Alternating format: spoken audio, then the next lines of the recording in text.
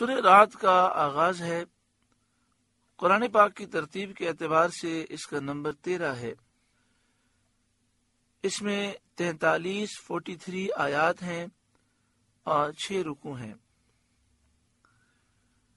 رعد کے لفظی معنی ہوتے ہیں کڑک۔ جب بادل گرجتے ہیں اور جو آواز پیدا ہوتی ہے اسے بھی عربی میں رعد کہتے ہیں۔ یہ سورہ رعد مکی ہے کہ مدنی، اس میں اختلاف ہے۔ ایک روایت کے مطابق یہ سورت مکی ہے۔ حضرت عبداللہ بن عباس رضی اللہ تعالی عنہما فرماتے ہیں کہ 2 آیتیں مدنی ہیں، باقی پوری سورت مکی ہے۔ لا یزال الذین کفروا اور یقول الذین کفروا لست مرسلا، ان کا یہ 2 آیتیں جو ہیں یہ ہجرت کے بعد نازل ہوئی، باقی پوری سورت مکہ مکرمہ میں نازل ہوئی۔ لیکن دوسرا قول یہ ہے اور یہی مشہور ہے کہ یہ سورت مدنی ہے۔ دوسرے قول کے مطابق چونکہ یہ سورت مدنی ہے تو ان کے نزدیک نزول کے اعتبار سے اس کا نمبر 96 ہے۔ اس سورہ مبارکہ میں 855 کلمات ہیں، 855 کلمات ہیں، 3506 حروف ہیں۔ بسم اللہ الرحمن الرحیم، اللہ کے نام سے شروع جو نہایت مہربان رحم والا۔ الف لام میم را، حروف مقطعات ہیں جن کے معنی اللہ جانتا ہے اور اللہ کی عطا سے اس کے محبوب جانتے ہیں۔ تلک آیات الکتاب، یہ کتاب کی آیتیں ہیں یعنی قرآن پاک کی آیات ہیں۔ والذی انزل الیک من ربک الحق، اور وہ جو آپ کی طرف آپ کے رب کے پاس سے اترا حق ہے، یعنی یہ قرآن مجید فرقان حمید یہ حق ہے، اس میں کچھ شبہ نہیں۔ وَلَكِنَّ أَكْثَرَ النَّاسِ لَا يُؤْمِنُونَ، مگر اکثر لوگ ایمان نہیں لاتے، یعنی مشرکین مکہ ایمان نہیں لاتے، جو یہ کہتے ہیں کہ یہ کلام محمد مصطفیٰ صلی اللہ علیہ وسلم کا ہے، انہوں نے خود بنایا۔ اس آیت میں ان کا رد فرمایا گیا، اور اس کے بعد اللہ تعالی نے اپنی ربوبیت کے دلائل اور اپنی قدرت کے عجائب بیان فرمائے جو اس کی وحدانیت پر دلالت کرتے ہیں۔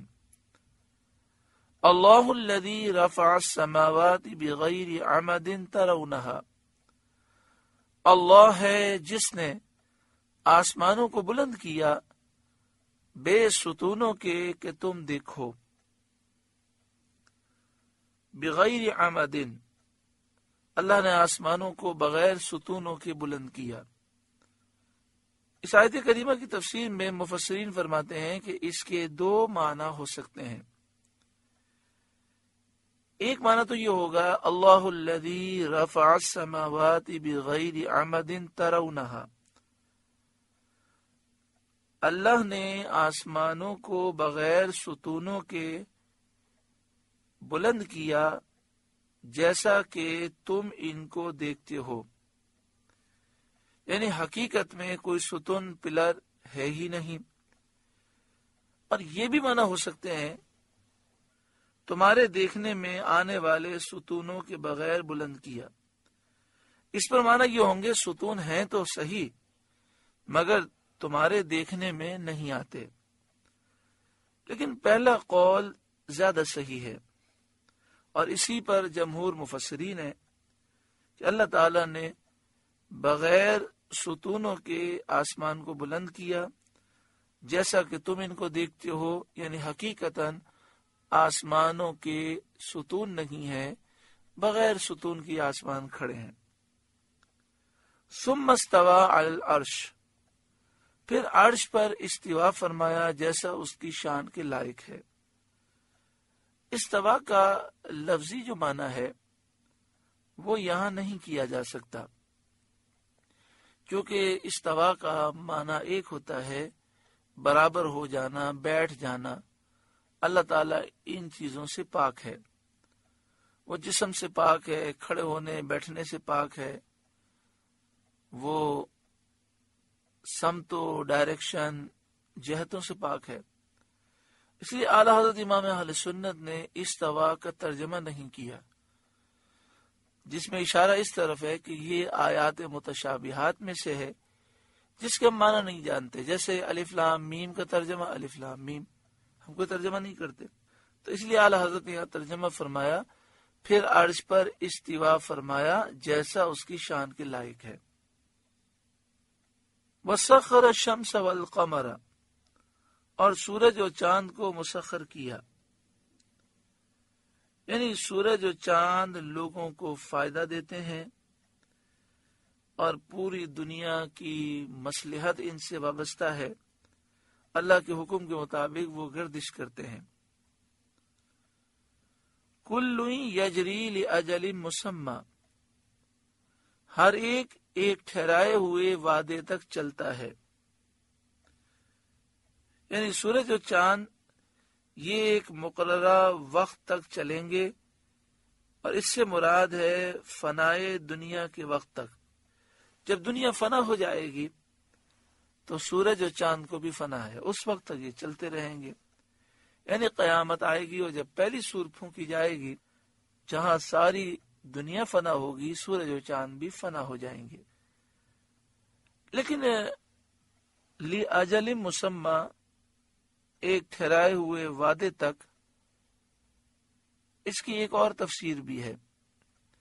حضرت عبداللہ بن عباس رضی اللہ تعالی عنہما نے فرمایا کہ لِأَجَلٍ مُّسَمَّى سے ان کے درجات اور منازل مراد ہیں، یعنی وہ اپنے منازل اور درجات میں ایک انتہا تک گردش کرتے ہیں جس سے تجاوز نہیں کر سکتے، یعنی وہ ایک مدار میں ایک سسٹم کے تحت گھوم رہے ہیں۔ سورج اور چاند میں سے ہر ایک کے لیے سیر خاص، جہت خاص کی طرف، سرعت اور بطوع حرکت کی مقدار خاص سے مقرر فرمائی ہے، یعنی سورج و چاند کے لیے ایک نظام مقرر ہے کہ انہیں کہاں چلنا ہے، کتنا چلنا ہے، ان کی سپیڈ کتنی ہوگی، ان کا گردش کا دائرہ کتنا ہوگا، یہ سب اللہ تعالیٰ نے مقرر فرمایا ہے۔ اور دونوں تفسیروں کو دیکھا جائے تو دونوں ہی باتیں حق ہیں کہ سورج و چاند کے چلنے کا ایک نظام ہے، اور یہ اس وقت تک چلیں گے جب تک قیامت واقع نہ ہو جائے۔ جب سور پھونکی جائے گی تو یہ بھی فنا ہو جائیں گے۔ یدبر الامر، اللہ کام کی تدبیر فرماتا ہے، سارا نظام اللہ چلاتا ہے۔ یفصل الآیات، مفصل نشانیاں بتاتا ہے، اپنی وحدانیت کی نشانیاں، اپنی قدرت کے کمال کی نشانیاں۔ لعلکم بلقاء ربکم توقنون، کہیں تم اپنے رب کا ملنا یقین کرو، یعنی یہ نشانی اس لیے دکھائی جاتی ہیں، اس لیے بیان ہوتی ہیں تاکہ تم اپنے رب سے ملاقات کا یقین کر لو کہ ایک دن مرنا ہے اور مر کر اللہ کے حضور پھر اٹھنا ہے، اور کل بروز قیامت رب کو جواب دینا ہے۔ تم جان لو کہ جو انسان کو عدم کے بعد وجود دینے پر قادر ہے، انسان کا وجود نہیں تھا، اللہ نے اسے وجود دیا، پیدا کیا، وہ اس کو موت کے بعد بھی زندہ کرنے پر قادر ہے۔ آپ سے گزارش ہے کہ قرآن کے اس پیغام کو آگے پہنچا کر ثواب جاریہ حاصل کریں۔